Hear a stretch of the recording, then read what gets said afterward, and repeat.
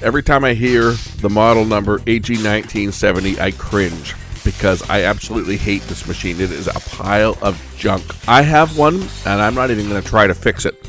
I got a couple of them in for service. I'm going to take a look at one of them now, and we'll see what's wrong with this one. And no, it's not getting fixed because it's got multiple problems. But let's take a look at it and see what the problems are. I have my very favorite VCR of all time on the bench today with a note. It says here, received. This deck is a pair of decks with an edit control unit. So he bought a couple of them used, and they look like they're very close together as far as serial numbers go, because one ends in 1648 and the other one's in 1628. So the two machines were actually made 20 units apart. This is the 1648, so this is the slightly newer, but the same day as the other one.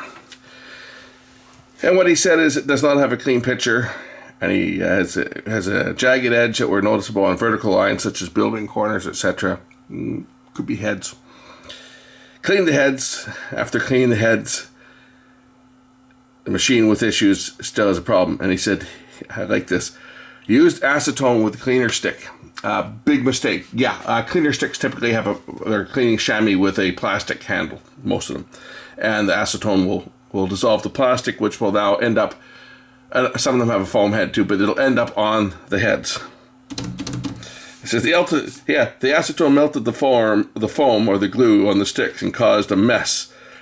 Uses folded paper and acetone to clean up the drum and heads and use the cleaning stick with alcohol. It says the machine sounds noisy and it takes a while before the images appear even close to clean. It says I suspect the bearings in the heads have become dirty. Also, the set head is still a little dirty, he says, and he told me the jagged edges are a cap problem causing the noise and the signal. To fix the machine may cost a few bucks. He says shelving the machine for spare parts for now. So we'll take a look at this machine and see how bad it is. This is AG1980 or 1970. Not my favorite machines in the world because I have one, and mine is a piece of crap. I don't know if I did I show the video when I start? I worked on it for a while there, but I never finished it. Mine has multiple problems besides the power supply being shot on it. The other big problem that mine has, and a problem with a lot of these machines, is that the flexible cable that interfaces has failed. So none of the buttons work. That's a big problem. So mine sits shelved. And it may never work again because these machines were just, they were crap. They were overpriced. That says for commercial use only. They were overpriced consumer decks basically with BNC connectors, but nothing real fancy on these ones. But I do have a brand new head for one. So if I ever get a machine that needs a head, I have a brand new factory sealed head. Because the shenanigans we used to pull when I worked in the business was if I bought a new machine, within the warranty period, I put through a warranty claim for a replacement head, got the part covered and got paid to change a head that I didn't change because it wasn't worn out. We always did that in warranty. Can talk about that now, right? Because that's probably fraud against Panasonic, but that was over 20 years ago, so I don't think I have to worry too much about that now. But I do have one of these heads, brand spanking new. Let's get some power to this thing and see what it does.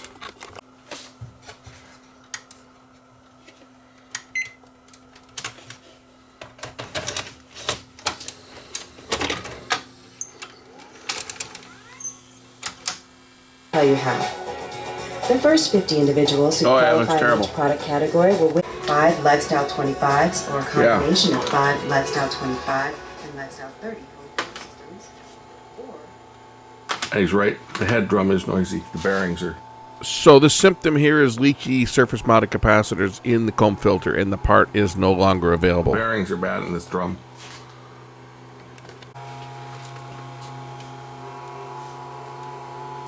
Well, there's this problem. You can actually feel the bearing vibrating.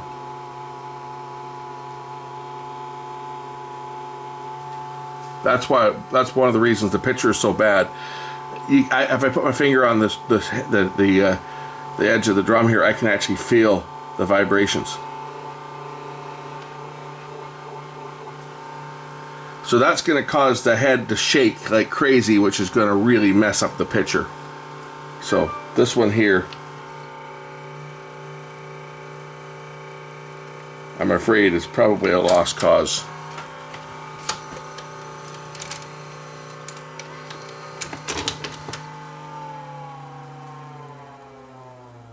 Oh, yeah.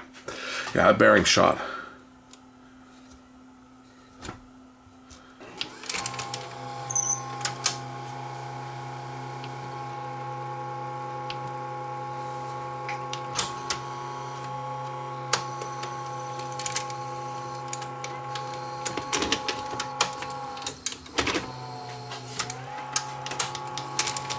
Let me go get my 1970. Okay, now it's locked up and none of the front panel controls are doing, like, nothing. Nothing's working. Oh, got it to eject. Watch what happens. Nothing. I can't eject the tape.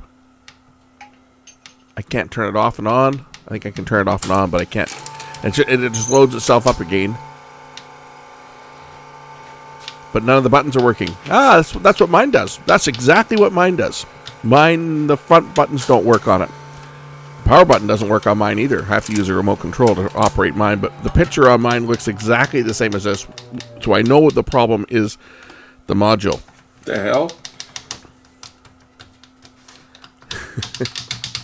Yep, piece of junk. Nothing's Absolute working. garbage. Can't even eject the tape now. The only thing I can do is power it down and get it to eject. Nope, it's trying to load again. See? Absolute garbage. Stay away from these machines. Do not buy an AG1970 or 1980. I don't care if it's $10. All you're going to do is buy yourself a bunch of headaches because these machines are junk.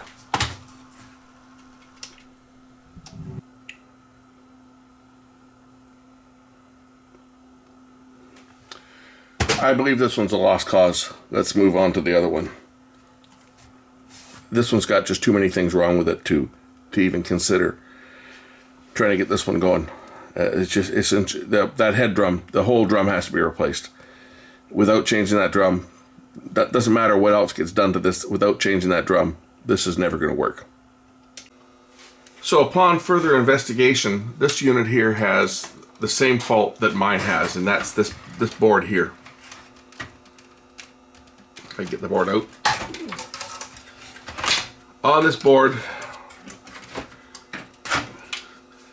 there's this little rusted part here called a VCR 0369, and inside this board there are surface mounted capacitors in a module, and they've all failed.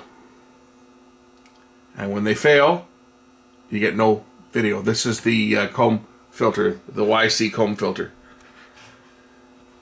It fails on all these units, and the part itself is not available. The last time I checked the part, it listed at like almost $100. I think it was like $90 for the module, but it was not available, and that was years ago. That's the reason that my machine got shelved, was for that exact reason.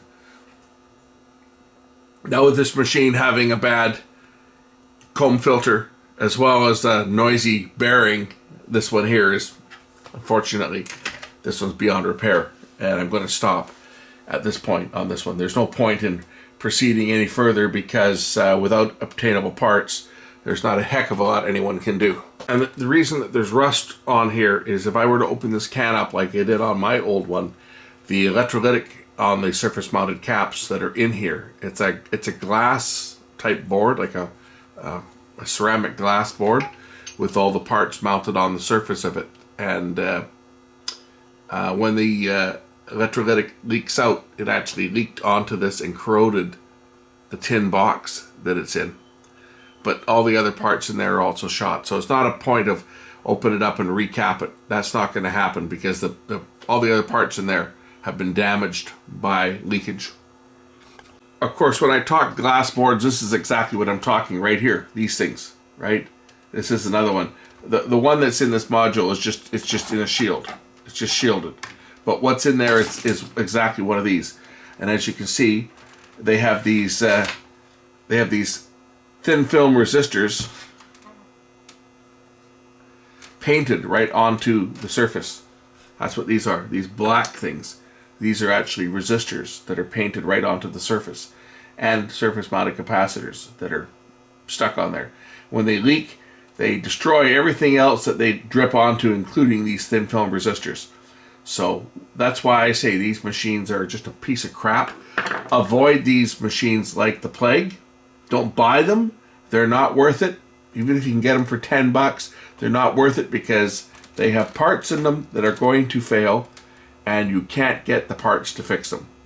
So buying an AG1970 or an AG1980 or any of these absolute garbage crap Panasonic machines, you're wasting your money because they won't last. They're old. They're beyond their designed life at this point. And when they pull crap like these modules in here, you can't get them. You can't repair them, and you can't get the parts. And they're all like little ticking time bombs, all ready to fail. So what started out as a good idea at the time, let's put everything on replaceable modules where you could just pop the new module in if it failed. And that idea works because it allows for fast and easy troubleshooting in a commercial environment, which is what these were designed for. They were for use in industrial applications, such as duplicating tapes or in production studios and so forth.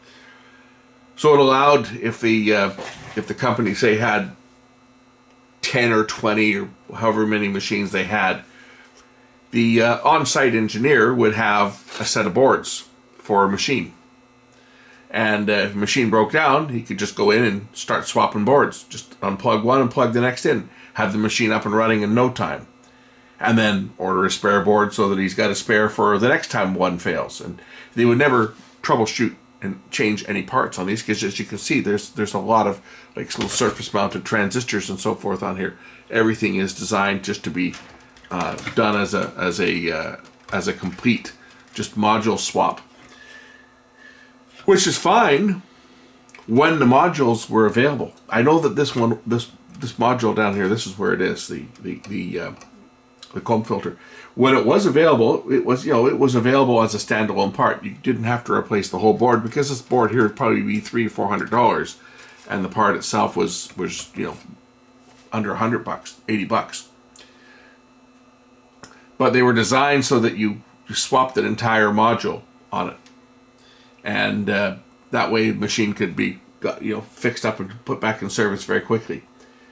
And that was fine back in the days when there was support for the units themselves, but unfortunately Panasonic is a company that they only support their models for 6 years they only did support their model. They don't do this anymore, but they only support what Panasonic. I don't even think exists anymore, do they?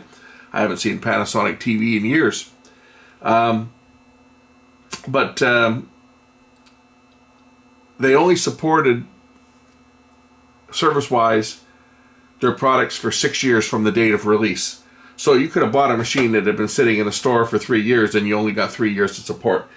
And basically they were only required to support them for 1 year after the unit went out of production, but they were generous and they gave us 6 years of parts support. And then the parts were eliminated. And they were one of the first to do that. So yeah, again, if you're thinking of buying one of these things, I would advise not to buy one, because there's a parts issue getting these things serviced. Anyway, that's all I'm going to say on this one. When I throw this one back together, we'll take a look at the other one that's supposedly working and see how it works, see what type of shape it's in. But this one here, this one's a lost cause.